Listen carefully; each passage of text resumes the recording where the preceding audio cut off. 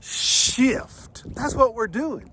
We're shifting to a new paradigm, a paradigm where we have a relationship with God and it values his relationship with us, how he gives to us, how he's merciful to us, how he loves us, how he gives everything that we need, all things, he says, that pertain to life and godliness. So good.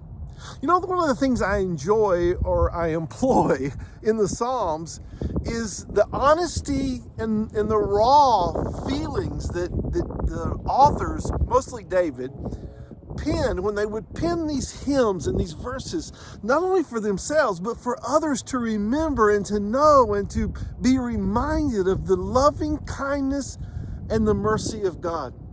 We're coming to the last 3 days of Psalm 119. And in these last 3 days of Psalm 119, I want us to go to this third from the last section in the verses 153 through 160. And I want you to hear these words, because David experienced something here. He says, "Great are your tender mercies." I love that. Great are your tender mercies. Not just mercies, but tender mercies. There's something about God that fills us. As a matter of fact, the Bible tells us in the New Testament that Jesus felt all of our feelings. He experienced everything that we would experience in temptation, in frustration, in disappointment, in feelings of things not going his way. He felt all of that. He felt every bit of it. And that's why the psalmist can say here, "Great are your tender mercies, O Lord.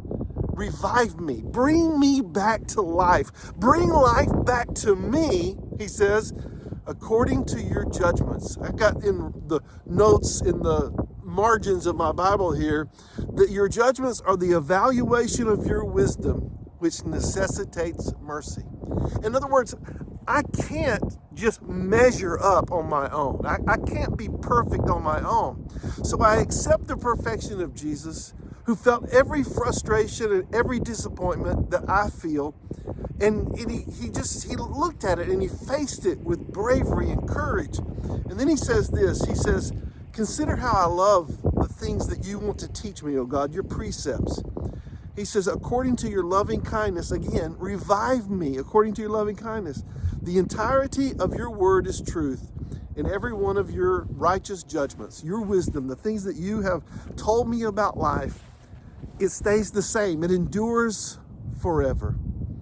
We're shifting to a new paradigm where we see God as a merciful, loving God, and we see ourselves as completely dependent on his loving kindness.